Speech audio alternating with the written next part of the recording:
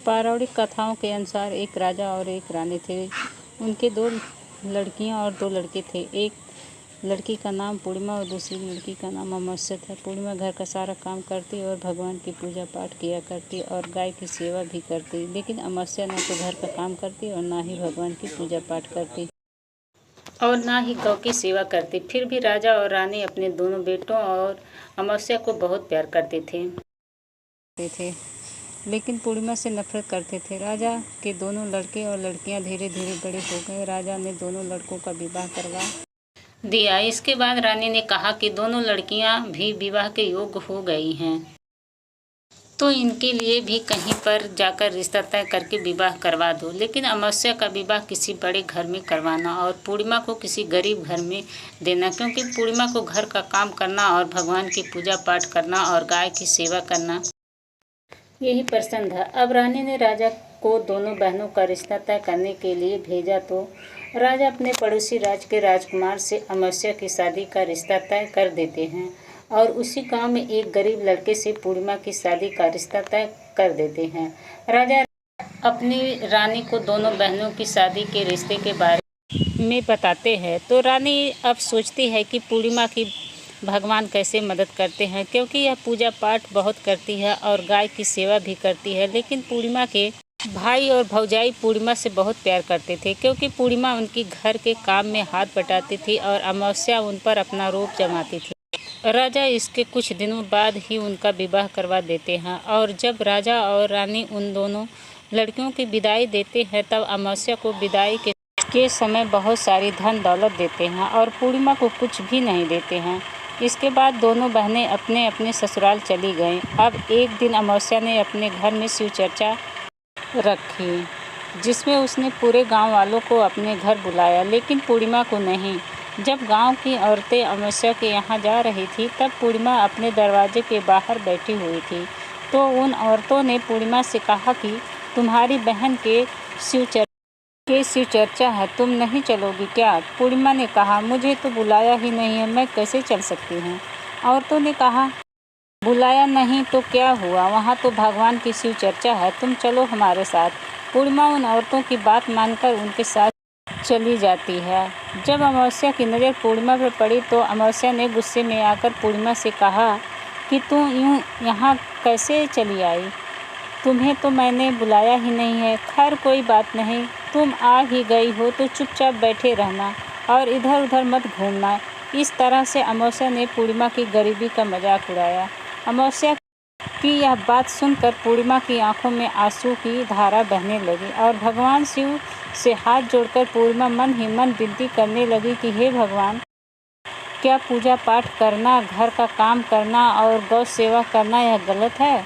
आखिर मेरा कसूर क्या है? आप कब कृपा करेंगे मुझ पर?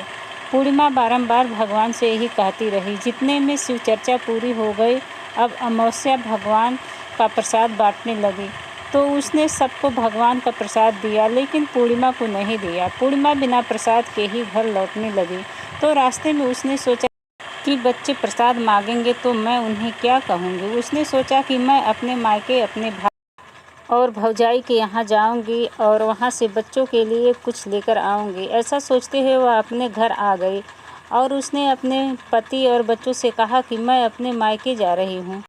उन्होंने कहा ठीक है और पूर्णिमा मायके के लिए रवाना हो गए। चलते चलते एक चबूतरा आया, जिस पर तुलसी का पौधा लगा हुआ था और उस चबूतरे पर एक बूढ़ी औरत बैठी हुई थी। वह कोई और नहीं, साक्षात तुलसी माँ थी। उस बूढ़ी औरत ने पूर्णिमा से कहा, बेटी तुम कौन हो और कहाँ जा रही हो? तो पूर्णिमा ने अपना परिचय दिया। तो उस बूढ़ी औरत ने पूर्णिमा से कहा, यह तुलसी का पौधा सूख रहा है, इसमें थोड़ा पानी डाल दो और इस चबूतरे की साफ सफाई कर दो, जिससे मुझे थोड़ी ठंडक मिलेगी। पूर्णिमा ने कहा ठीक है माँ जी। उसने तुलसी में पानी डाला, चबूतरे की साफ सफाई की और बूढ़ी औरत को भी नहला दिया और उसके पैर दबाए और कहा, और क्या काम है माँ जी? उसने कहा, कुछ नहीं, अब तुम जाओ और वापस आते समय मुझसे मिलकर जाना।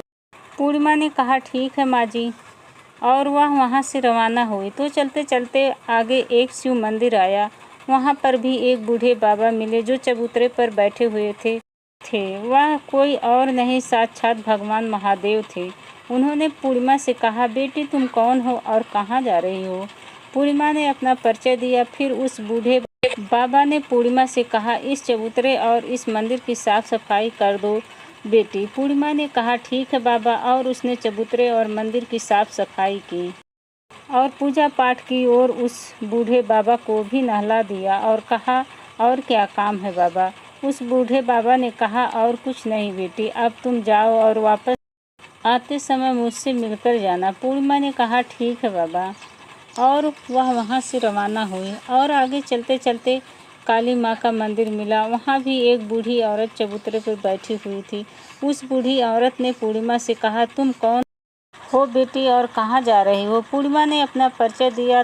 तब उस बूढ़ी औरत ने पूर्णिमा से कहा, बेटी यहाँ सब पूजा पाठ करने तो आते हैं, लेकिन मंदिर की साफ़ सफाई कोई नहीं करता है, इसलिए इस चबूतरे और मंदिर की साफ़ सफाई कर दो। पूर्णिमा ने कहा, ठीक है माँ जी। तब पूर्णिमा ने मंदिर और चबूतरे की साफ़ सफाई की और पूजा पाठ किया और माता का श्रृंगार किया और उस बूढ़ी औरत को भी नहला दिया और बूढ़ी औरत के पैर दबाए। और पूर्णिमा ने कहा, और क्या काम है माँ जी?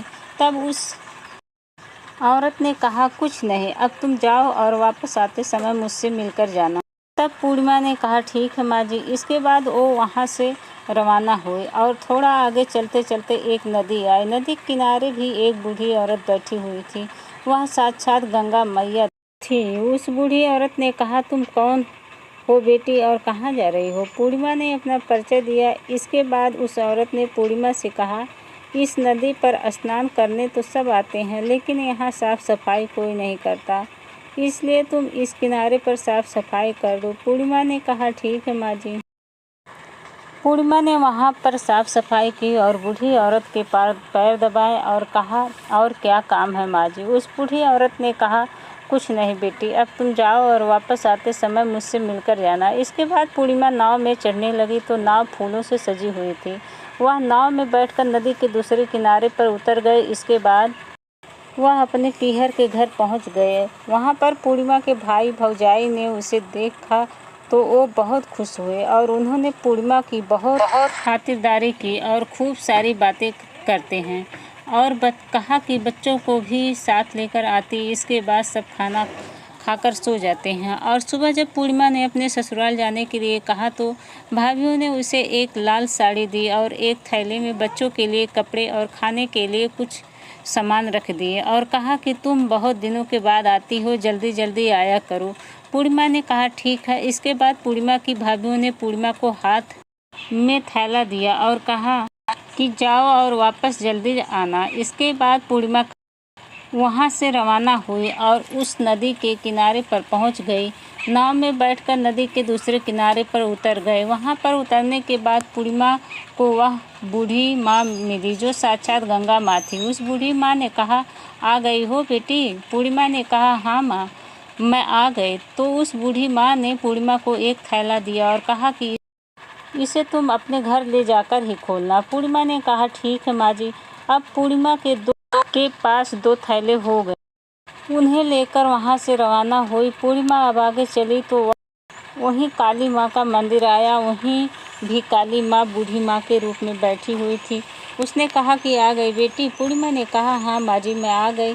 तो काली माँ ने भी एक थैला दिया और कहा कि इसे घर ले जाकर ही खोलना। पूर्णिमा ने कहा, ठीक है माँ जी। और अब पूर्णिमा के पास 3 थैले हो गए। पूर्णिमा ने एक थैला सर पर लिया और एक हाथ में ले लिया और वहाँ से रवाना हुई और आगे चली तो आगे वहीं भगवान शिव का मंदिर आया। वहाँ पर भगवान शिव बूढ़े बाबा के रूप में बैठे हुए थे। तो उन्होंने कहा, बेटी आ गई हो? तो पूर्णिमा ने कहा, हाँ बाबा, मैं आ गई। तो उस बूढ़े बाबा ने भी पूर्णिमा को एक थैला दिया और कहा कि इसे अपने घर ले जाकर ही खोलना। पूर्णिमा ने कहा, ठीक है बाबा।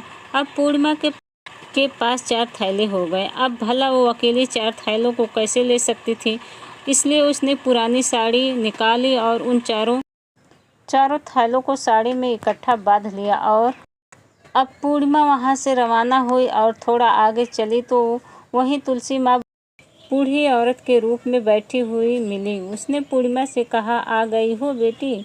तो पूर्णिमा ने कहा, हाँ माँ जी मैं आ गई। तो तुलसी माँ ने भी पूर्णिमा को एक थैला दिया और कहा कि इसे घर ले जाकर ही खोलना। पूर्णिमा ने कहा, ठीक है माँ जी। अब पूर्णिमा के पास 5 थैले हो गए। पूर्णिमा वहाँ से रवाना हुई और सीधे अपने घर आ गई। पूर्णिमा ने थैला को नीचे रखा और सबसे पहले अपने मायके का थैला खोलकर देखने लगी तो उसमें बच्चों के लिए अच्छे अच्छे कपड़े और बच्चों के लिए खाने पीने की चीज़ें और कुछ गहने थे। पूर्णिमा ने अपने बच्चों को वो नए कपड़े दिए और खाने पीने की चीज़ें दी तो बच्चे बहुत खुश हुए। अब पूर्णिमा ने दूसरा थैला खोला जो उसे गंगा माँ ने दिया था। उसमें सोना और चांदी भरा हुआ था। अब पूर्णिमा ने तीसरा थैला खोला जो उसे काली माँ ने दिया था। उसमें 16 श्रृंगार का सामान भरा हुआ था। अब पूर्णिमा ने चौथा थैला खोला जो भगवान शिव ने उसे दिया था। उसमें धन संपत्ति और वो सारी खुशियाँ भरी हुई थी। अब पूर्णिमा ने पांचवा थैला खोला जो उसके तुलसी माँ ने दिया था। उसमें चावल, दाल और 7 प्रकार के धान भरा हुआ था। अब पूर्णिमा के घर में किसी भी चीज़ की कमी नहीं थी और उसका घर धन धान्य से भरपूर हो गया।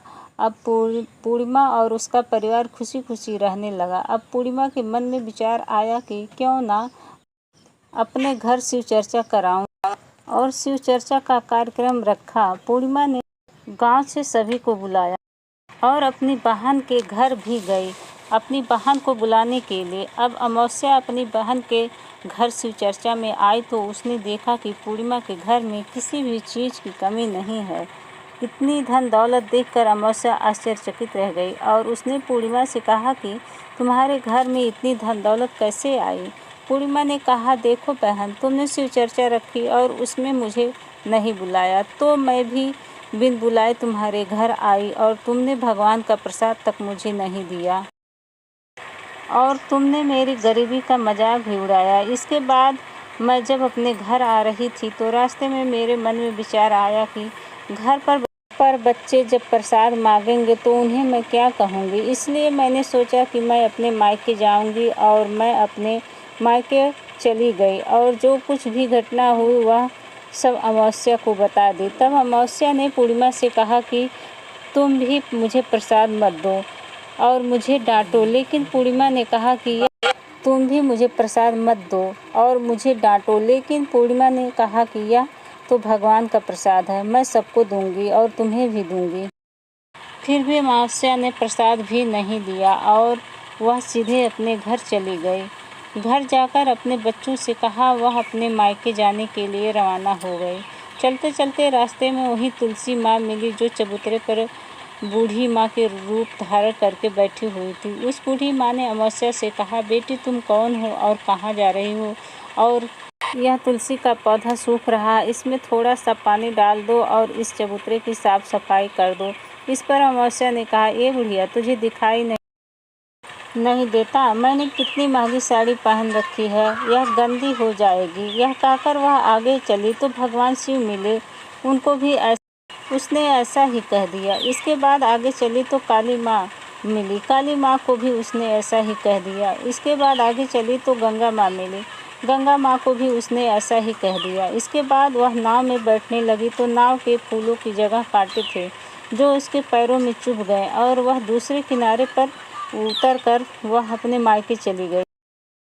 जब वहाँ उसकी भौजाइयों ने देखा तो आपस में धीरे धीरे से बोली, काम की न काज की, 2.5 सेर अनाज की, ये बला कहाँ से आ गई। अब आ ही गई तो ठीक है। पूर्णिमा तो अपने काम में हाथ बांटती थी, यह कोई काम तो करेगी नहीं। अब उन्होंने खाना बनाया और खाकर सो गए। अमावस्या सुबह उठी और अपनी भौजाइयों से कहा कि मैं अपने ससुराल जा रही हूँ। तो उन्होंने कहा, ठीक है जाओ। अमावस्या बोली, पूर्णिमा को तो तुमने एक थैला दिया और मुझे कुछ नहीं दोगी क्या। भौजाइयों ने कहा, तुम घर जाओ, थैला तुम्हारे घर पहुँच जाएगा। फिर वह वहाँ से रवाना हुई और नदी के किनारे आकर नाव में बैठकर दूसरे किनारे पहुँची। वहाँ गंगा मैया बूढ़ी माँ के रूप धारण करके बैठी हुई थी। बूढ़ी माँ ने कहा, आ गई हो बेटी। तो उसने कहा, आ गई। अमावस्या ने कहा, तुमने पूर्णिमा को एक थैला दिया और मुझे नहीं दोगी क्या। बूढ़ी माँ ने कहा, कहा तुम अपने घर जाओ, थैला तुम्हारे घर पहुंच जाएगा। इसके बाद काली माँ ने भी ऐसे ही कह दिया। इसके बाद भगवान शिव ने भी ऐसे ही कह दिया। इसके बाद तुलसी माँ ने भी ऐसे ही कह दिया। इसके बाद जब वह अपने घर पहुंची तो आंगन में 5 थैले रखे हुए थे। अमावस्या ने अपने मन में सोचा कि आज तो मैं निहाल हो गई। उसने जल्दी जल्दी से सभी थैलों को खोला तो उसमें किसी में मिट्टी, तो किसी में पत्थर, तो किसी में कंकड़, किसी में कोयला, किसी में सांप बिच्छू भरे हुए थे। यह सब देखकर उसने अपना सिर पकड़कर कहने लगी, हे भगवान, मुझे मायके में भी कुछ नहीं मिला और इन थैलों में भी कुछ नहीं मिला। इसके बाद अमावस्या दौड़ती हुई अपनी बहन पूर्णिमा के घर जाती है और पूर्णिमा से कहती है, तुझे तो इतना सब कुछ मिला और मुझे कुछ नहीं मिला, आखिर क्यों? पूर्णिमा ने कहा कि जब मैं अपने मायके जाती हूँ तो अपनी भौजाइयों के साथ मिलकर काम करती हूँ और तुमने कभी उनकी इज्जत नहीं की, इसलिए तुम्हें वो भला क्या देती। इसके बाद तुमने गंगा माँ को भी ठुकरा दिया और काली माँ को भी ठुकरा दिया और भगवान शिव को भी ठुकरा दिया और तुलसी माँ को भी ठुकरा दिया, इसलिए उन्होंने भी तुम्हें कुछ नहीं दिया। अमावस्या बोली, बहन मुझे माफ़ कर दो, मैंने सदा तुम पर अत्याचार किया, मुझे कुछ नहीं मिला तो कोई बात नहीं, मैं भगवान की भक्ति करके सब कुछ प्राप्त कर लूँगी, मुझे इसका रहस्य बताओ। तो पूर्णिमा ने कहा, तुम 3 सूत्र का ज्ञान ले लो। पहले सूत्र में दया मांगना, दूसरे सूत्र में चर्चा करना और तीसरे सूत्र में 108 बार ओम नमः शिवाय का जाप करना। बहन, भगवान ने जो 3 सूत्र दिए हैं उनको अपने हृदय में बसा लेना। मैंने सच्चे मन से भगवान की पूजा पाठ की, इसलिए मेरे पास कुछ नहीं था, फिर भी भगवान ने मुझे सब कुछ दिया और तुम्हारे पास जो कुछ था वो भी खत्म हो गया। इसके बाद अमावस्या अपने घर गई और भगवान शिव की पूजा पाठ करने लगी और भगवान शिव से माफ़ी मांगने लगी और दूसरों की मदद करने लगी। तो ये थी अमावस्या और पूर्णिमा की कहानी। तो दोस्तों, कहानी अगर आप लोगों को पसंद आई हो तो वीडियो को लाइक और चैनल को सब्सक्राइब करें और अपने दोस्तों के साथ शेयर करें। धन्यवाद।